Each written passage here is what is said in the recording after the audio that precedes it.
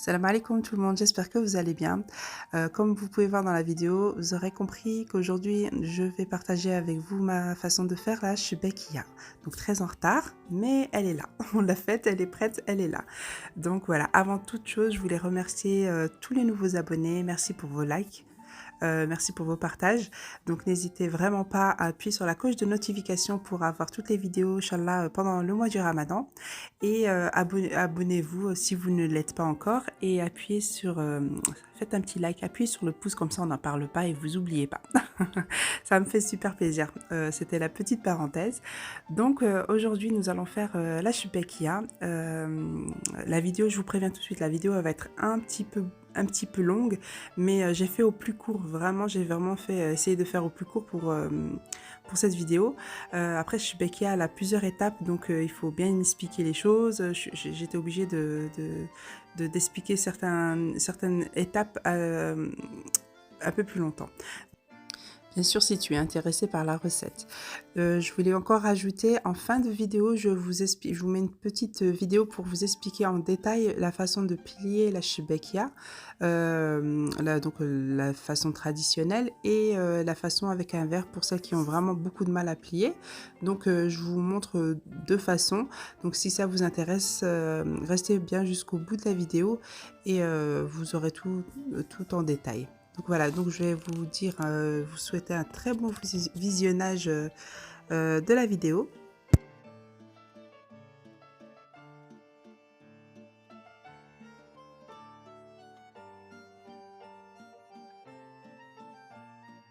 Donc là, ça va être une petite parenthèse juste pour vous montrer là la shbekia. Vous verrez en fin de vidéo la façon de faire avec le verre.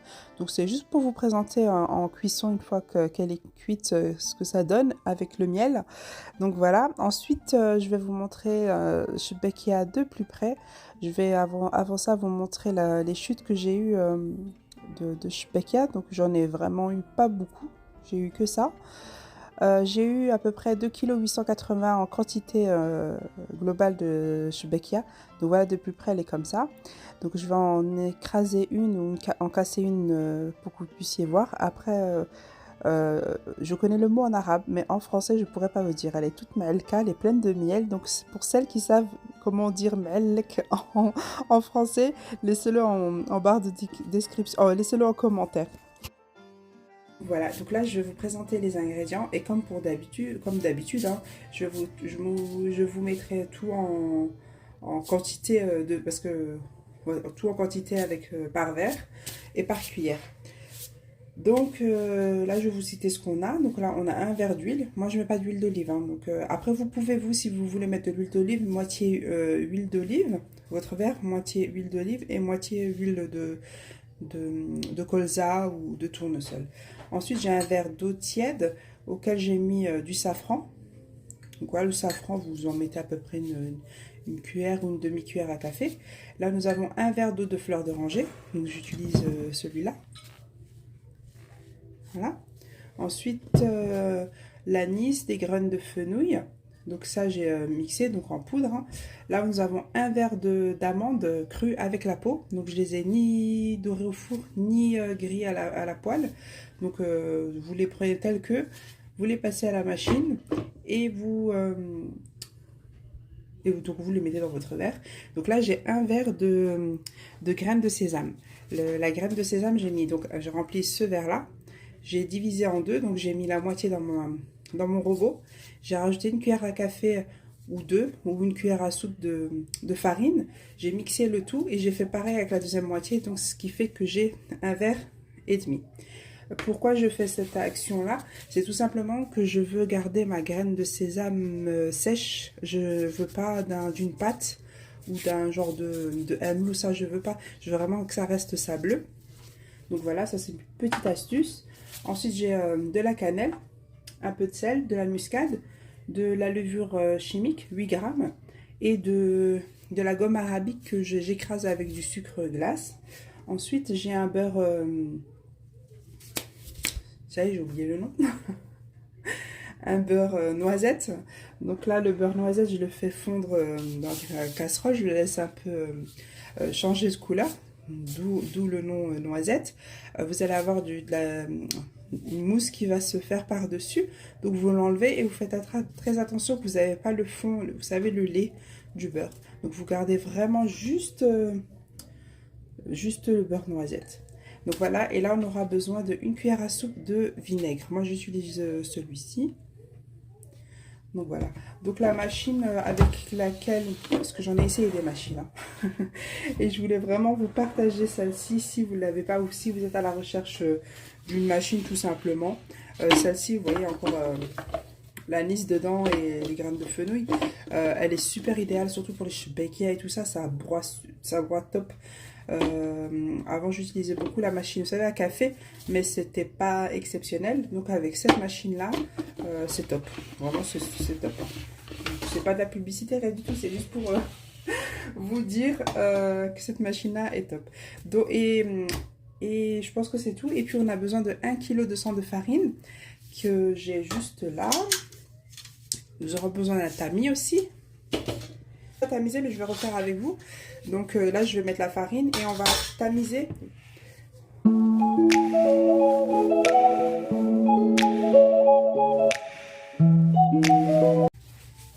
Donc la farine, je vais avancer tout ça.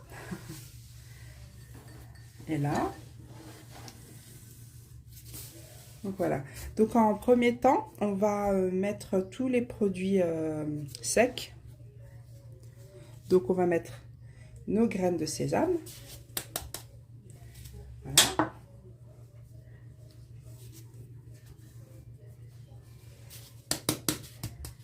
Voilà.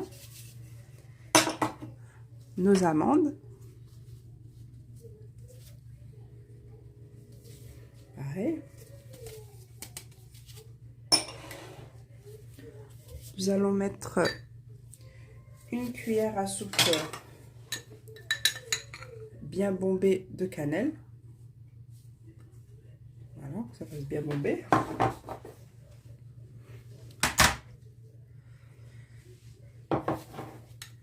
Donc là, je mets moi 2 cuillères à soupe de graines de fenouil, habat hlawa, et de l'anis, pareil, 2 cuillères à soupe bombée.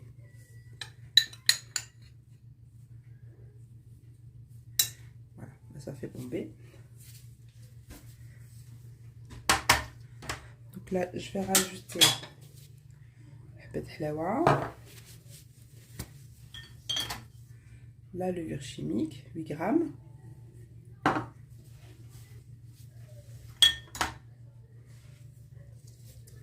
Notre sel.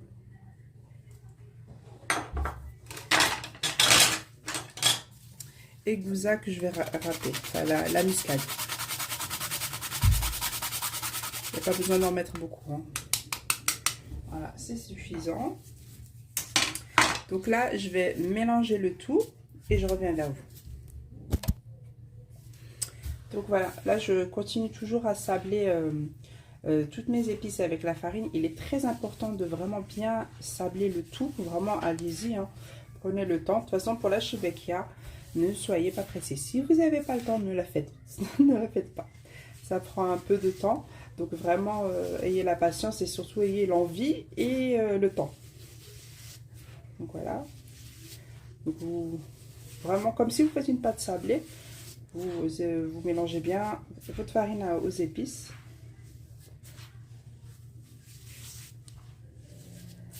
Donc je vais continuer et je reviens vers vous. Donc une fois qu'on a bien sablé notre farine, vous prenez votre tamis, un saladier, ou un récipient bien profond, et vous tamisez votre farine avec les épices. Cette étape-là, elle est vraiment, je vous conseille de la faire. Elle est quand même importante. Tout simplement, ça va vous enlever si il reste quelque chose. Et surtout, quand on va travailler la pâte, elle sera lisse. Et quand on va l'étaler, elle ne se déchirera pas. Elle sera super agréable à travailler et facile. Donc vraiment, je vous encourage à la tamiser. Donc voilà. Donc là, je vais tamiser toute la farine et je reviens vers vous.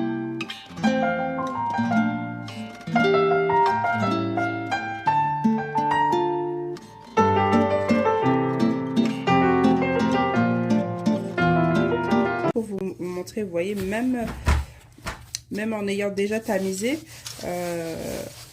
on récolte quand même des petites graines d'anis et de graines de sésame. Donc vraiment, n'hésitez vraiment pas à faire cette étape-là. À tout de suite.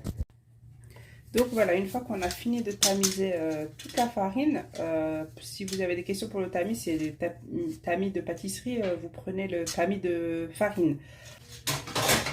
Donc là, nous avons terminé de tamiser toutes nos épices. Donc on a une farine totalement en confiance. Comme ça, vous êtes tranquille, vous savez que il va pas y avoir de trous, elle va pas se déchirer, rien de tout ça. Donc là, on va commencer à mettre les produits liquides. Donc on va commencer par l'huile. Voilà. Le beurre noisette. Donc là on met tout.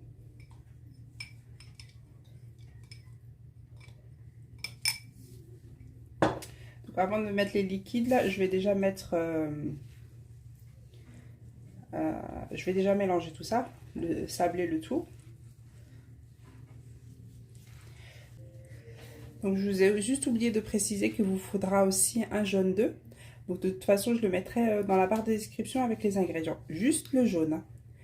Donc là je vais continuer à bien sabler le tout.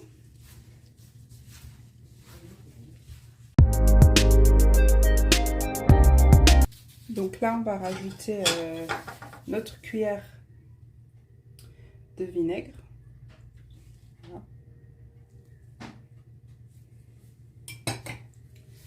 Ensuite, nous allons rajouter notre verre avec le safran. Donc, moi, je prends un tamis pour enlever les...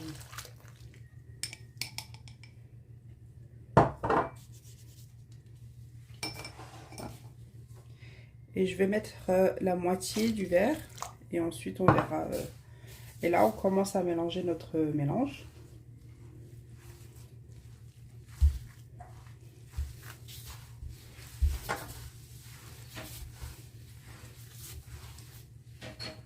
Là, vous pouvez mettre le reste d'eau de fleur d'oranger.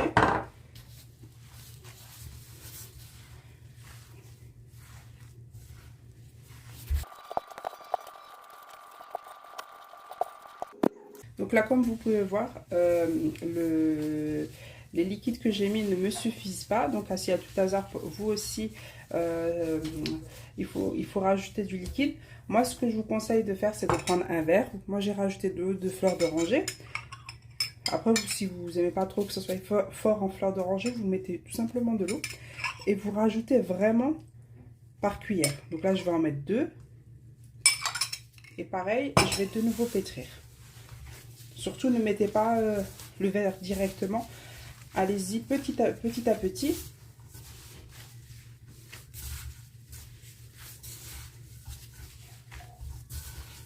Là, il va m'en falloir encore. Donc, votre pâte, il ne faut pas qu'elle soit trop dure et ni trop mou. Donc, vraiment entre les deux. Donc vous allez me dire pourquoi ne pas la mettre dans le robot. Avant je la mettais au robot, je ne vais pas vous mentir. Mais c'est vrai que quand on la met au robot, une fois qu'on la met en plastique, elle lâche énormément de gras. C'est-à-dire tout l'huile qu'on a mis, tout le beurre qu'on a mis, se retrouve dans les sachets. Vous avez les sachets limite trempés d'huile. Donc je préfère vraiment le faire traditionnellement à la main. Ça prend pas plus de temps que ça. Et puis c'est un plaisir aussi de la travailler à la main.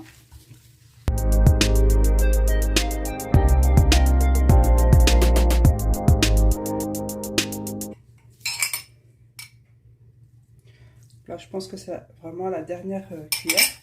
Là j'ai rajouté un demi-verre d'eau de fleur d'oranger. Donc là je vais la travailler. Et là normalement c'est bon. Normalement.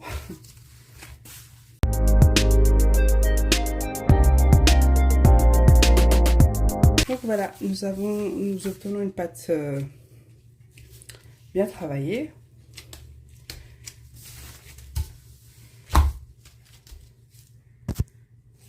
que je vais faire, c'est que je vais la prendre et je vais la mettre dans un sac de congélation. Donc là, vous la laissez entre 15 et 20 minutes. 30 minutes max.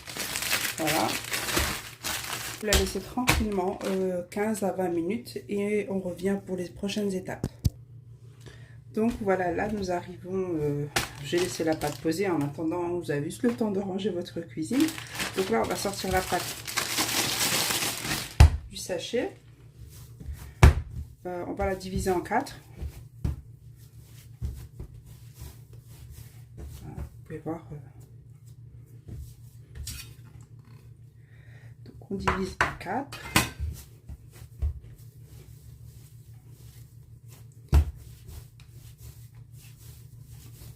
Et encore une fois, non. Faire 2 pâtes de la même taille. Et bien sûr, vous ne laissez pas vos pâtes à l'air libre.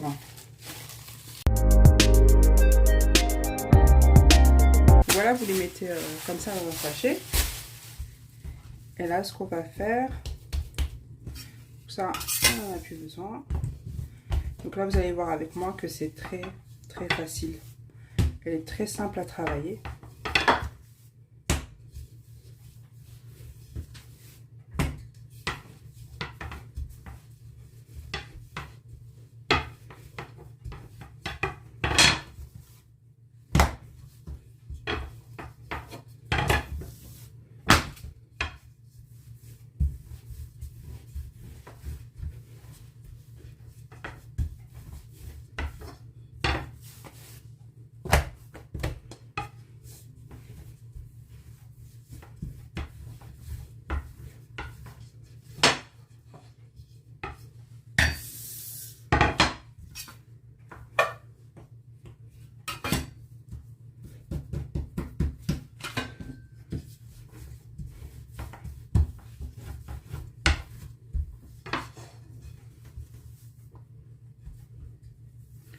Donc là, pour la plier, vous la pliez 1, 2, 3.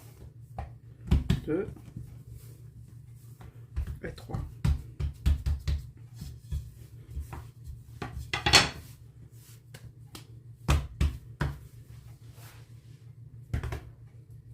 La mettez de côté. Donc quand vous terminez de plier votre pâte, vous utilisez un autre sachet. Et pour qu'elle ne sèche pas, vous la mettez directement dans le sachet, comme ça. Et puis voilà. Et puis on va continuer.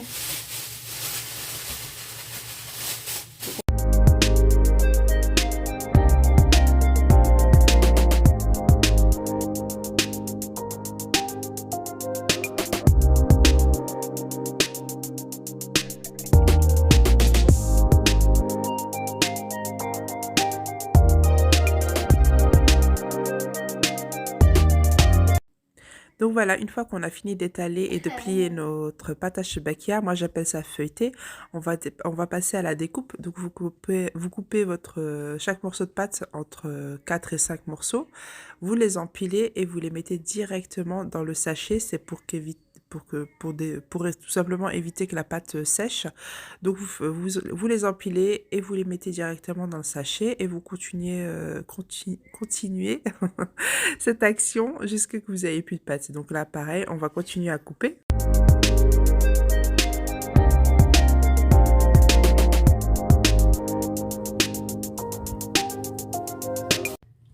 Donc une fois qu'on a fini de couper et diviser nos pâtes et de les plier, moi j'appelle ça feuilleter la pâte pour la chebakya. Donc là je vais vous montrer quelques, bon ça tout le monde connaît, hein, les jararat, les roulettes à chebakya. Donc je vais en avoir besoin d'une. Il y a à l'époque, avant que celle-ci sorte, j'utilisais cela, mais franchement c'est pas du tout efficace, ça coupe pas. C'est juste, ça coupe pas. C'est juste là pour faire genre on en a, mais ça coupe pas. Mais après, ça aide si on veut la chebakya de toutes les mesures. Bah, il suffit de couper, d'appuyer et puis ensuite de couper avec la roulette, ça aide. Donc moi, ceux-là, je ne vais pas les utiliser. Mais je vais utiliser ça. Et pareil pour celle-ci, elle ne coupe pas non plus. Donc moi, ce que je fais, c'est que je vais essayer d'enlever mon mari qui me l'avait enlevé l'année dernière. Je vais essayer de l'enlever. Sinon, je fais comme ça, j'appuie. De toute façon, je vais vous le montrer. Et ensuite, je finis avec la roulette. Je vais beaucoup m'aider de cette machine à pâte. Hein. Tout le monde connaît ce style de machine à pâte italienne. Donc ça, je vais à la main, je vais étaler à la main et ensuite je vais la finir avec la machine. Donc là, nous allons commencer. Donc faites en sorte que le plan de travail soit propre, qu'il n'y a pas de petites miettes qui puissent déchirer votre pâte. Donc voilà. Donc ne la faites pas. Donc là, je vais la lisser en long en premier temps. Et surtout, ne la faites pas trop large. C'est justement pour ça qu'on ne les a pas coupés trop larges, les pâtons. Moi, je lisse comme ça. Et ce que je fais, c'est que je lisse pas une par une. Vraiment lisser 4 pâtons.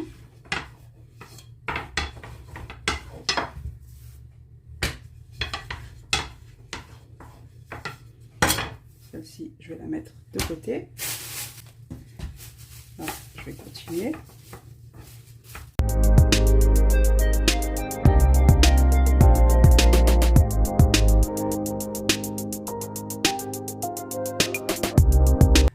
Donc voilà, là j'ai étalé 4 pâtons de pâte.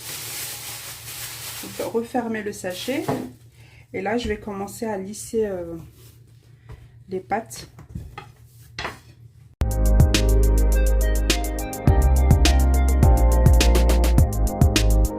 Donc une fois qu'on a passé toutes nos pâtes dans la petite machine italienne, donc là on va passer à la découpe. Je voulais vous montrer avec le rouleau à Shebekkia. Là je vais vraiment appuyer dessus, juste pour vous montrer ce que ça fait. Donc là jusque là tout va bien, et puis là, problème. Vous voyez, quand vous essayez vraiment de couper avec, ça attrape la pâte, donc laissez tomber. Utiliser le rouleau comme un patron. Donc moi là je vais continuer mais sans trop appuyer dessus. N'appuyez pas dessus, ça sert à rien du tout.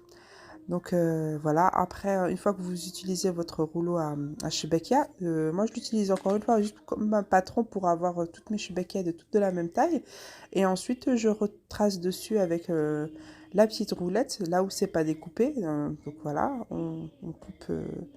on repasse dessus. Les extrémités, moi avant de plier, j'enlève toutes les extrémités, vous allez voir.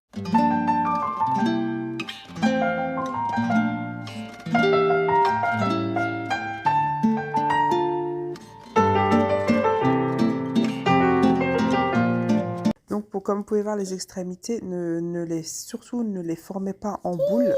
Voilà, posez une patte sur l'autre. Et ensuite, moi, je vais laisser une pâte, vous allez voir, juste à côté un peu plus petite. Et là, je vais mettre tous les morceaux de pâte dessus pour pouvoir la réutiliser tout à l'heure et surtout bien la conserver dans un sachet, simple sachet ou un sac de congélation. Donc, regardez bien jusqu'au bout de la vidéo. Je vous expliquerai comment plier la Shebekkia de 2 façons différentes. La première comme celle-ci et puis une deuxième pour vraiment celle qui arrive pas, tout simplement. Donc regardez bien jusqu'au bout de la vidéo. Donc voilà, on va à nouveau répéter les actions jusqu'à ne plus avoir de pâte. Vraiment vous aider du rouleau à pâtisserie.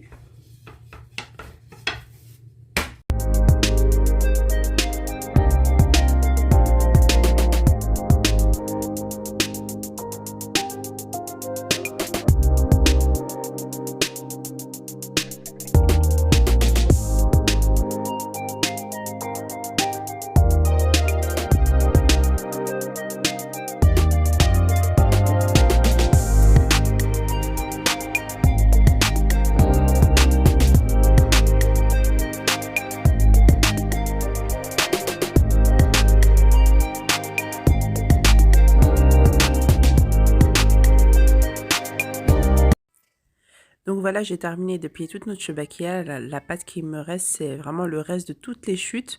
Donc on fait exactement comme au début. On la travaille pas du tout, hein, vraiment, on la laisse telle que. On l'aplatit, on fait des pâtons et on étale, on la passe dans la machine et on refait nos Shebekkia. Donc voilà, j'ai terminé de plier toutes les choubakias. Je vais les laisser sécher 2-3 heures maximum. Je les laisse plus sécher toute une nuit, tout simplement parce que après cuisson ça durcit et j'aime pas trop ça. Donc j'ai arrêté de faire comme ça. Je les laisse sécher quelques heures et ensuite je passe à la friture. Donc là je vais préparer le matériel qu'il me faut pour la friture et je reviens vers vous. Donc là, Inch'Allah, nous allons passer à la cuisson. Donc vous préparez votre matériel, votre cuisson, votre miel à côté, un petit récipient avec une passoire pour poser les choubakias une fois qu'ils ont passé dans le miel. Donc là, exceptionnellement, j'ai utilisé un réchaud pour la vidéo pour vraiment vous montrer bien la lumière, vu que moi je filme en pleine nuit. Vraiment que vous ayez un bel éclairage de la cuisson. Donc là, vous, comme dit, vous préparez votre miel, votre huile, le récipient, vos ustensiles. Pour ce qui est les ustensiles du miel, reste pour le miel. Pour ce qui est de l'huile, reste avec de l'huile. Vous aurez besoin d'un pic à brochette aussi. Donc là, on va commencer à cuire nos choubakias. Donc voilà le pic à brochette. Voilà, je n'utilise pas de fourchette ni de cuillère, ça évite la casse et ça évite, ce serait dommage de casser vos choubakias à cette étape-là. Donc là, vous mettez vos choubakias, vous voyez, on les jette à l'intérieur, elles tombent, elles remontent. Faites super attention à la cuisson, donc à vous de gérer la température. Quand votre huile est trop chaude, vous éteignez votre feu, votre huile continue à cuire. Et quand vous voyez que votre huile refroidit légèrement, on rallume tout simplement. Donc avec le pic à brochette, vous voyez, c'est très facile tout simplement de mélanger nos choubakias sans les casser. Ensuite, vos choubakias, vous les mettez directement dans le miel. Vous les laissez le temps de remettre d'autres choubakias dans l'huile. Donc, au fur et à mesure, vous gérez votre cuisson. Donc, choubakia cuite, on la met dans le miel. En attendant que les autres cuits, on les laisse tremper. Ensuite, on les enlève. On les met dans la passoire à égoutter. Et on continue jusqu'à ne plus avoir de choubakia. Donc, voilà. Et moi, je vais terminer la cuisson. Je vous laisse avec le visionnage en accéléré. C'est juste pour vous expliquer vite fait les étapes. Vous voyez, on met tout dans le miel, on laisse. Et là, je vais continuer la cuisson de mes choubakias sur ma plaque de cuisson. Ça va aller beaucoup plus vite. Donc là, c'est le trempage des choubakias. Ouais, vous les posez directement dans la passoire, enfin dans la couscoussière ou quelque chose comme ça. Et vous continuez jusqu'à ne plus avoir de choubakias. Donc une fois qu'on a tout terminé, il nous reste du miel. Donc ce miel-là, on va le réutiliser. Vous le filtrez et ensuite vous le faites, voilà, vous le faites couler sur la totalité de votre choubakias. Ensuite, je vais les laisser jusqu'au lendemain. Je vais mettre du papier sulfurisé dessus pour passer à la décoration avec les graines de sésame. Donc voilà, notre recette est terminée. Si vous avez des questions, n'hésitez vraiment pas à me les poser en barre de description. Je me ferai un plaisir de vous répondre. Regardez jusqu'au bout, il y aura l'explication du pliage de la choubakia. Donc abonnez-vous, likez et on se dit à très bientôt pour une prochaine vidéo. Donc là, on va passer à la technique du verre. Donc vous étalez votre pâte, vous faites vos lamelles, vous enlevez ce qui va pas vous servir. Vous prenez un verre, vous tournez la pâte autour du verre, mais vous faites la pâte beaucoup plus longue pour avoir plus de matière pour la choubakia. Donc là, moi, c'est juste pour vous montrer. Donc voilà, vous pincez les extrémités, vous jouez un petit peu avec la pâte pour avoir un joli résultat. Vous piquez comme ça les extrémités pour qu'elles ne s'ouvrent pas à la cuisson. Ensuite, utilisez un verre plus petit si vous les voulez plus petits. Donc voilà, là on va commencer à plier la choubakia. Donc vous posez la pâte sur le bout de vos doigts, comme ça vous pouvez jouer avec la pâte tout simplement. Donc vous avez votre pâte, on est d'accord jusque là. Donc là quand je vais vous dire les extrémités, c'est la dernière ligne, la ligne 5, je vais l'appeler comme ça. Vous allez comprendre, ça c'est les extrémités de la dernière ligne 5. Donc ça c'est la première. On pose la première ligne sur la troisième et la troisième sur la cinquième. On est d'accord? On prend les extrémités, on pince de la ligne 5, on tourne la choubakia comme ça, on rentre à la boucle, on essaye. Voilà. Ensuite, vous posez sur le plan de travail et vous pincez les extrémités. Ça évitera que pendant la cuisson, ça s'ouvre. Donc, passez bien les extrémités. On va refaire une autre ensemble. Donc de nouveau, vous posez votre pâte sur le bout de vos doigts. Donc là, vous avez 5 bandes. Donc 1, 2, 3, 4, 5. Voilà, et ça, la ligne 5, c'est quand je vais vous dire de passer les extrémités, c'est sur la ligne 5. Donc voilà, c'est la dernière ligne tout simplement. Donc voilà, donc là vous allez prendre la première ligne que vous allez superposer sur la troisième. Donc vous sautez une ligne à chaque fois. Voilà, et la troisième, vous la superposez sur la cinquième. Voilà, comme ça. Voilà, nous avons nos 3 lignes au-dessus et nos 2 lignes en dessous. Donc là, nous allons passer les 2 extrémités. Vous les passez bien pour pas que ça s'ouvre pendant la cuisson. Là, vous retournez la Shebekya. Cette étape-là, vous posez sur la table, comme ça, ça sera beaucoup plus facile. Et vous passez bien les extrémités, encore une fois, pour que ça ne s'ouvre pas la cuisson. Donc voilà, j'espère que l'explication n'a pas été trop compliquée. Encore merci pour votre patience pour cette longue vidéo. On se dit à très bientôt.